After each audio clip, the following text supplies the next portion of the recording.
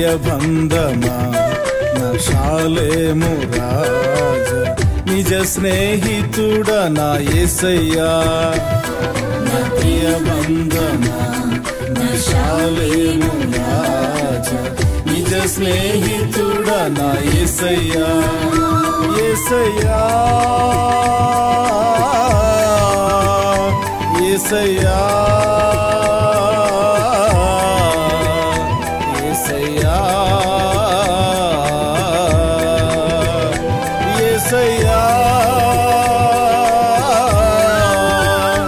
యేసయ్యా యేసయ్యా. ప్రియ బంధమా నా షాలేము రాజా, నిజ స్నేహితుడా నా యేసయ్యా.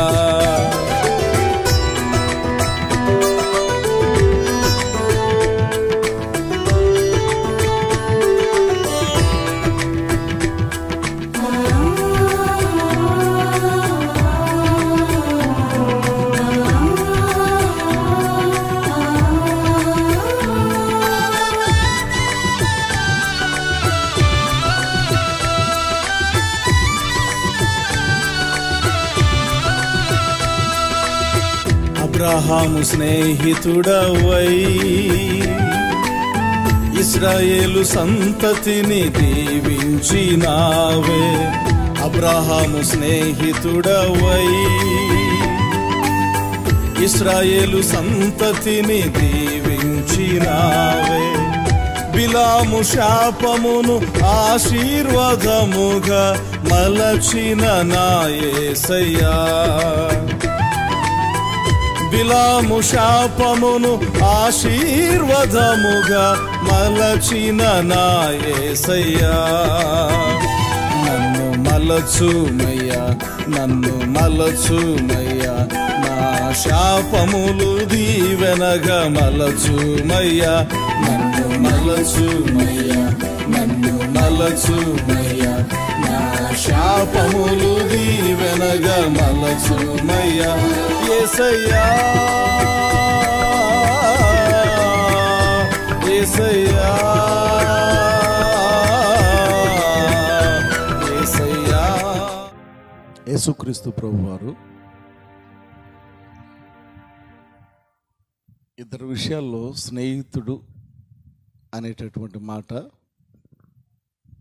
ఒకటి మార్తా మరియల సహోదరుడు లాజర్ ఆ సందర్భంలో, అలాగే అబ్రహాము సందర్భంలో స్నేహం అనేటటువంటి ఆ సంభాషణ చూస్తూ ఉంటాం. నేను హ్యాపీగా ఉన్నాను, కారణం ఏంటంటే నాకంటూ స్నేహితులు ఎవరు లేరు, యేసయ్య తప్ప. యేసయ్య తప్ప. Jesus is my friend.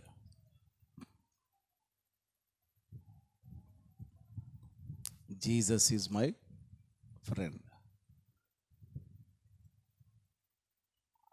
Abraham గొప్ప విషయం ఏంటంటే దేవుడే అబ్రహామును ఫ్రెండ్గా అనుకున్నాడు. మనందరం చాలాసార్లు అనుకొని ఉండొచ్చు, యేసయ్య నాకు ఫ్రెండ్, యేసయ్య నాకు ఫ్రెండ్ అనుకొని ఉండొచ్చు, కానీ దేవుడు మనల్ని ఫ్రెండ్గా అనుకోవాలా. ఆ ధన్యత ఎవరికి దొరికింది? లాజరుకు దొరికింది. రెండవది అబ్రహాముకి దొరికింది. సో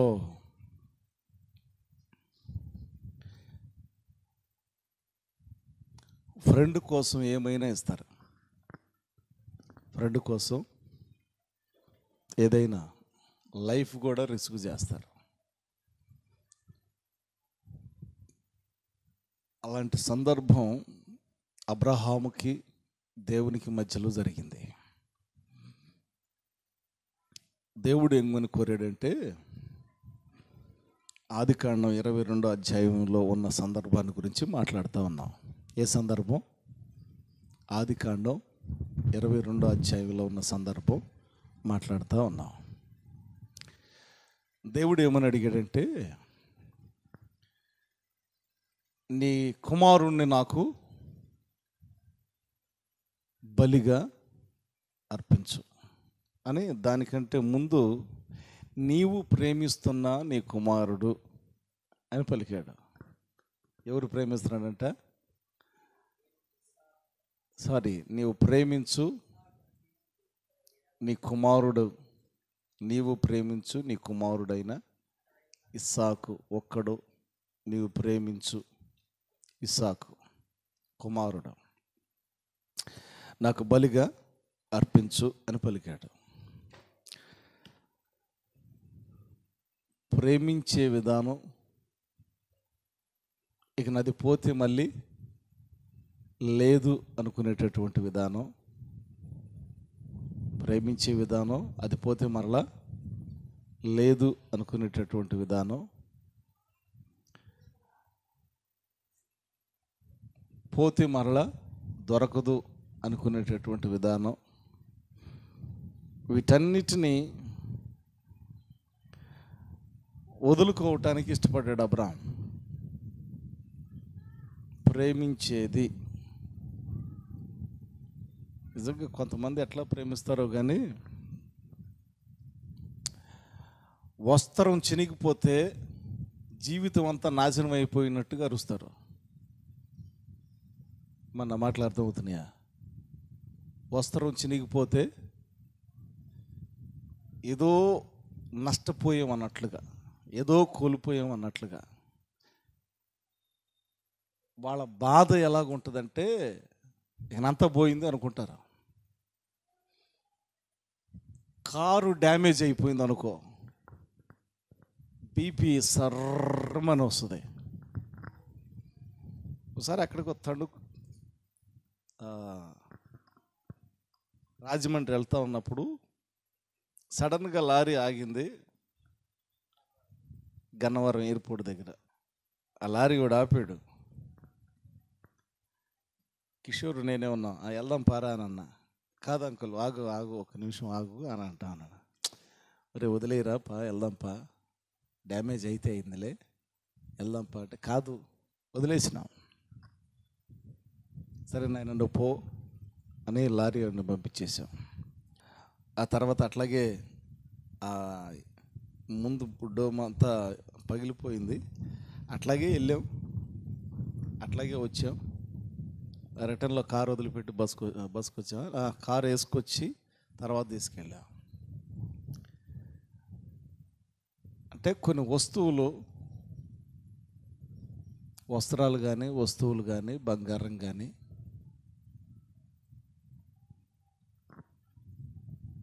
ఆఖరికి ఎందుకు స్పెడ్స్ ఏదో ఎవరన్నా కింద పడేసారనుకో బీపీ వచ్చేస్తుంది, ఎగిరిపోతూ ఉంటాం. ఏమి కొంపలు అంటుకుంటే తెలియదు కానీ కొన్ని కోల్పోయేటప్పుడు వాటిని ప్రేమిస్తాం, దానికి ఏదైనా డ్యామేజ్ అయితే అరుస్తాం, వాళ్ళ మీద అరుస్తాం, భయంకరంగా అరుస్తాం. ఏదన్నా కోల్పోయినప్పుడు, ఏదైనా డ్యామేజ్ అయినప్పుడు, ఏదన్నా ఇరిగిపోయినప్పుడు, ఏదైనా మర్చిపోయినప్పుడు.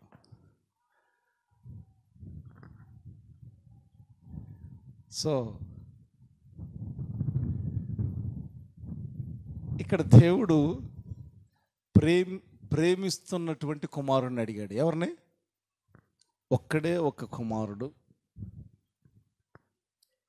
నీవు బాగా ప్రేమిస్తూ ఉన్నావు, ఆ కుమారుడు అయినటువంటి ఇస్సాకును నాకు బలిగా అర్పించు అన్నాడు. అక్కడ చూస్తే అబ్రహాము మారుగా ఏది మాట్లాడాల, జాగ్రత్త గమనించండి. అబ్రహాము ఎట్లాగా స్నేహితుడయ్యాడు అనేది.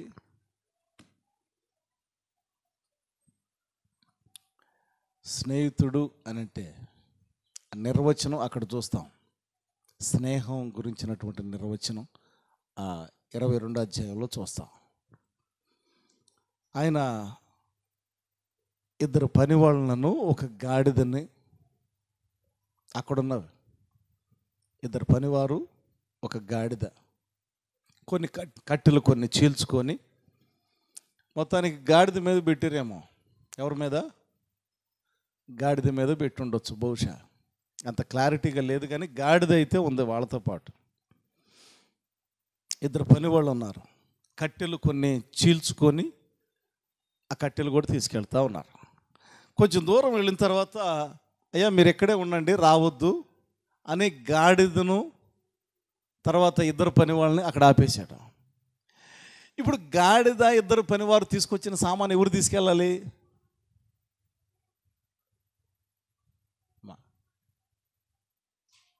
అక్కడ దాకా ఎవరు మోసుకొచ్చారు? ఇద్దరు పనివారు, గాడిద మోసుకొచ్చింది. వాళ్ళని ఆపేసాడు నిర్దాక్షిణంగా. నాయనా మీరు రావద్దు, నేను నా కుమారుడు వెళ్ళి దేవునికి బలి అర్పించేసి వస్తాం అని చెప్పి ఇప్పుడు తీసుకెళ్తున్నారు. ఏవి? కట్టెలు. ఏవి? కట్టెలు, ఇంకా దానికి సంబంధించినవన్నీ తీసుకెళ్తూ ఉన్నారు. మరి ఆ కట్టెలన్నీ నేను అనుకున్న బహుశా సగానికి పైగా ఇస్సాకు మీద మోపు ఉండొచ్చేమో. ఎవరి మీద? ఇస్సాకు మీద మోపు ఉండొచ్చేమో. మొత్తానికి ఆ కట్టెలను తీసుకొని అక్కడికి వెళ్ళిన తర్వాత ఆ కట్టెలు పేర్చి ఇస్సాకును బంధించి ఆ కట్టెల మీద ఉంచాడు.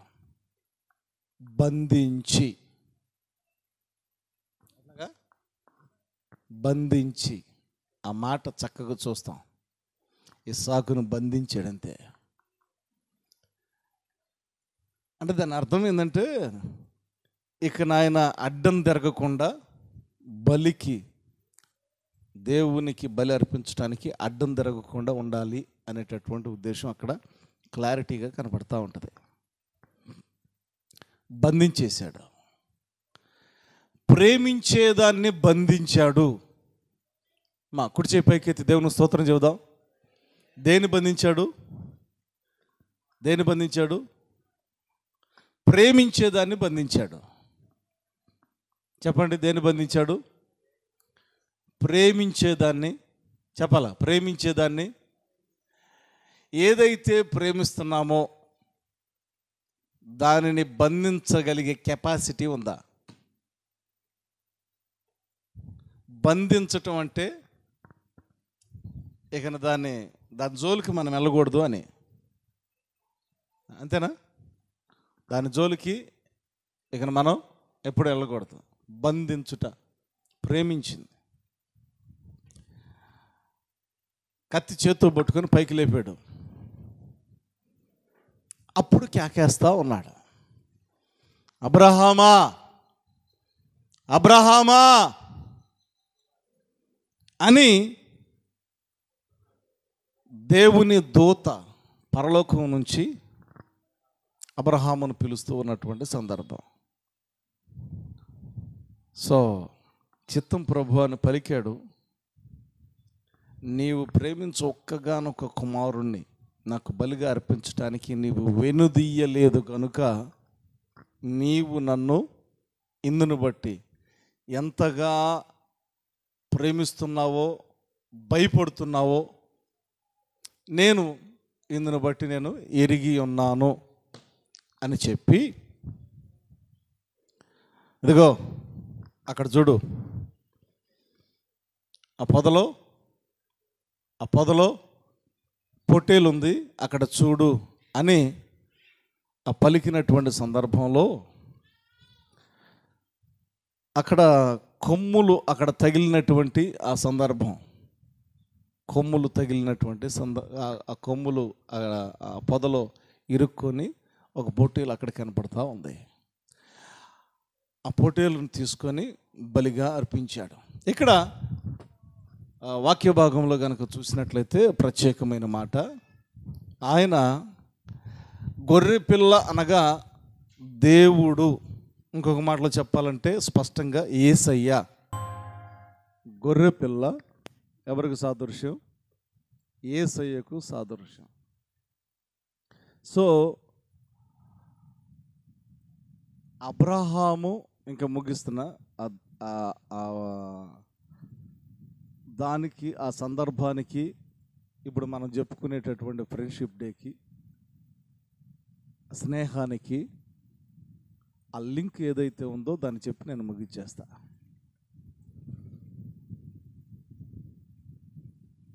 అబ్రహాము దేవుణ్ణి ఎంతగా ప్రేమించాడంటే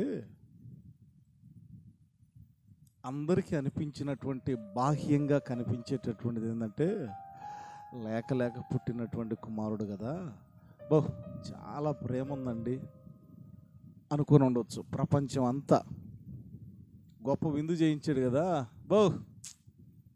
అసలు కొండ మీద కోతినైనా తీసుకొస్తాడండి ఇసాక్ కోసం. ఎవరి కోసం?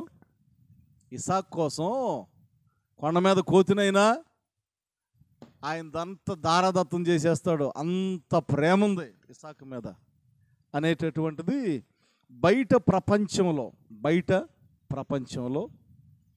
బయట అనుకునేదంతా. కానీ ఇన్నర్ మీనింగ్ ఎట్లా ఉంది అబ్రహాముకి అనంటే, ఇదంతా ఏదో బ్రతుకుతున్నాం, బాధ్యతలు ఉన్నాయి, అంతేగాని నాకు నా దేవుడే కావాలి. అబ్రహాముకున్నటువంటి దేవునితో అబ్రహాముకున్నటువంటి బంధాన్ని బట్టి గట్టిగా చప్పలు కొట్టి ప్రభుని మహిమపడదాం. మీకు అర్థం కాల, ఆ బంధం గురించి అర్థం కాల. బయట కనిపించేది ఏంది? అబ్రహాము ఏకైక కుమారుడిని బాగా ప్రేమిస్తున్నాడు. ఆయన అంతరంగం ఏంది? కుమారుడు లేదేం లేదు, భార్య లేదేం లేదు. ఎవరు కావాలి? దేవుడే కావాలి. అంటే మన అంతరంగం దేవునితో ఉండాలి. అది నిజమైన ప్రేమ. నువ్వు దేవుణ్ణి ఎక్కువగా ప్రేమిస్తున్నావు అంటే ఏముండాలి? అందరికంటే. ఈ మాట ఒకసారి పేతురుతో అన్నాడు కదా, పేతురు నీవు నిజంగా నిజమేనా ప్రేమిస్తున్నావా? ఆయన తెలివిగా లీవ్ ఇట్ ఆయన తెలివిగా ఏమన్నాడు? అయ్యా అది నీకే తెలుసు, ఆయన మనసులో ఏముందో, అంతరంగంలో ఏముందో కానీ మొత్తానికి బాగా ఎస్కేప్ అయ్యాడు. అయ్యా అది నీకే తెలుసు నాయన, ఇంక నా నోటితో ఏం చెప్పమంటావు? నీకే తెలుసు. కొంతమంది చమత్కారంగా చెప్తూ ఉంటారు. ఏందయ్యా అనంటే దాన్ని సూటిగా రారు, డైరెక్ట్గా చెప్పలేరు. అబ్రహామా నైనా ఇదిగో నేను నిన్ను ఒకటి అడగాలనుకున్నా. ఏందయ్యా? ఇదిగో నీకు ఏకైక కుమారుడైనటువంటి నీవు ఎంతగానో ప్రేమించేటటువంటి ఆ కుమారుడు నాకు కావాలి అన్నప్పుడు no more discussion, he has taken decision. అక్కడ దేవునితో మాట్లాడిన సందర్భాలు లేవు, కానీ నిర్ణయం తీసేసుకున్నాడు. ఏమని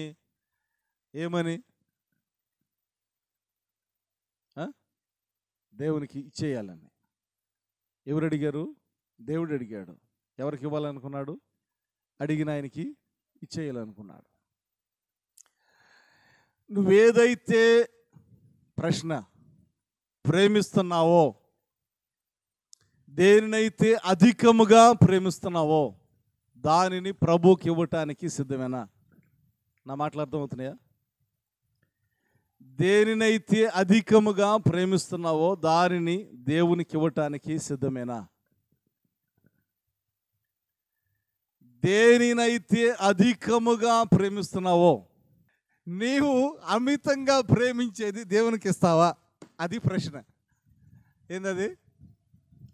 అమితంగా అబ్రహాముతో దేవుడు మాట్లాడుతున్నమాట. నీవు ఏకైక కుమారుడైనటువంటి, నీవు అధికముగా ప్రేమించేటటువంటి అబ్రహామును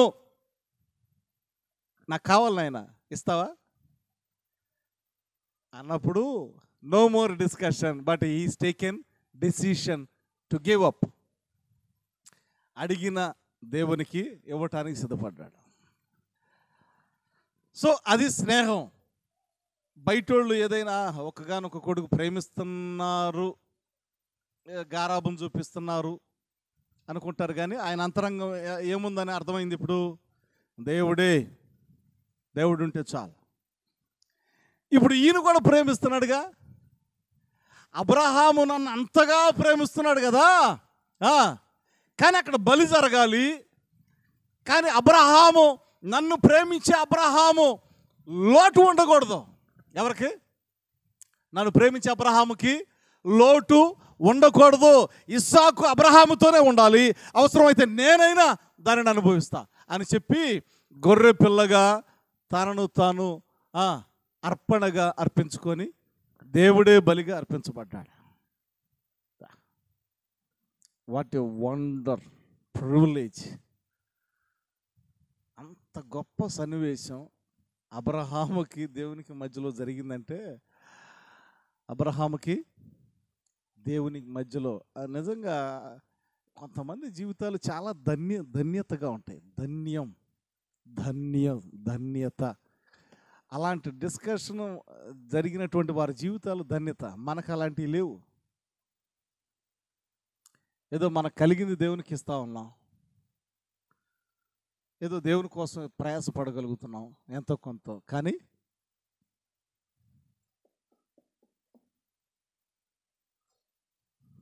అబ్రహాము తన జీవితాన్ని బట్టి దేవుడే నా స్నేహితుడు అని పిలవగలిగినటువంటి ఆధిక్యతను పొందుకున్నాడు. స్నేహితుడు నష్టపరచటం, ఈ మాట చెప్పడానికి చెప్పా. స్నేహితుడు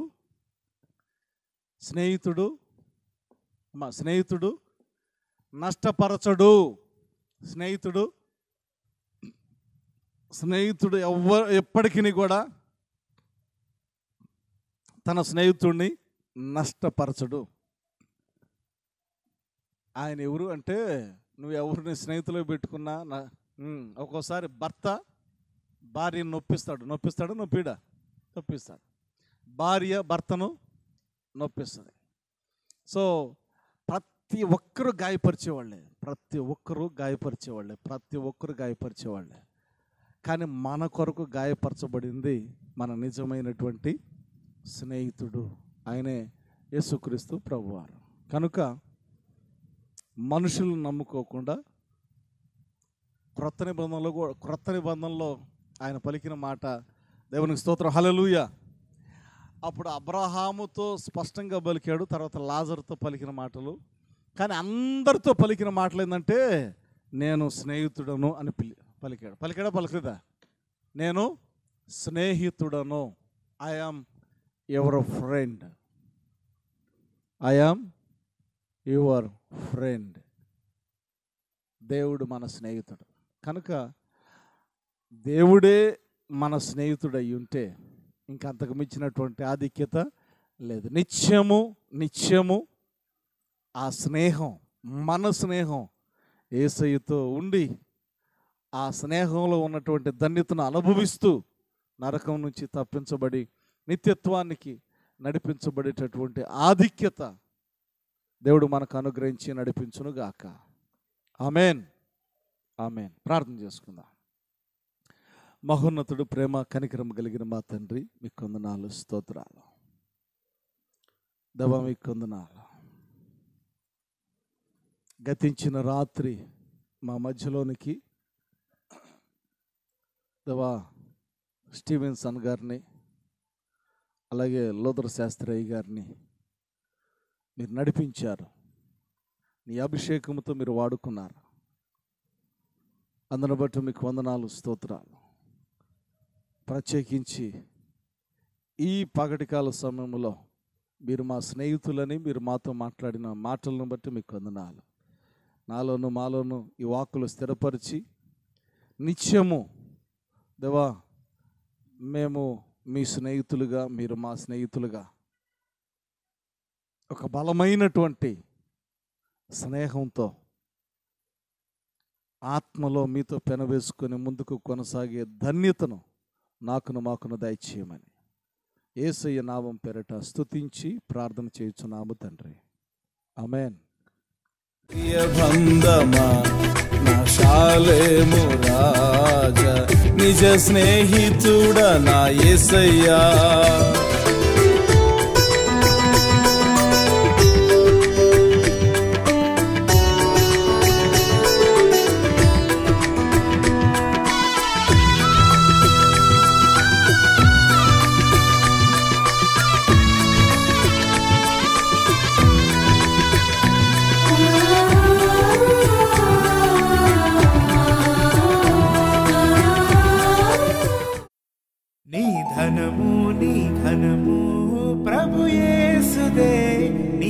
దశమా భాగమునీయ వెనుదీతువా వెనుదీతువా నీ ధనము నీ ఘనము ప్రభు యేసుదే నీ దశమా భాగమునీయ వెనుదీతువా వెనుదీతువా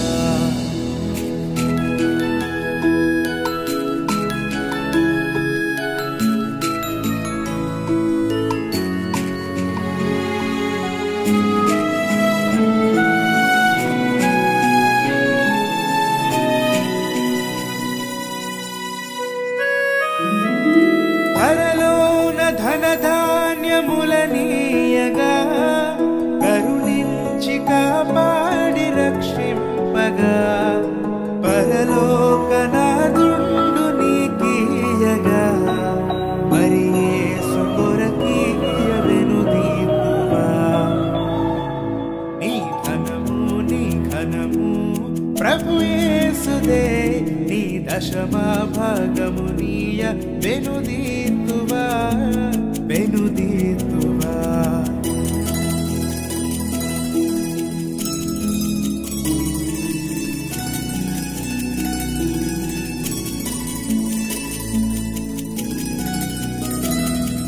పాడి పంటలు ప్రభువు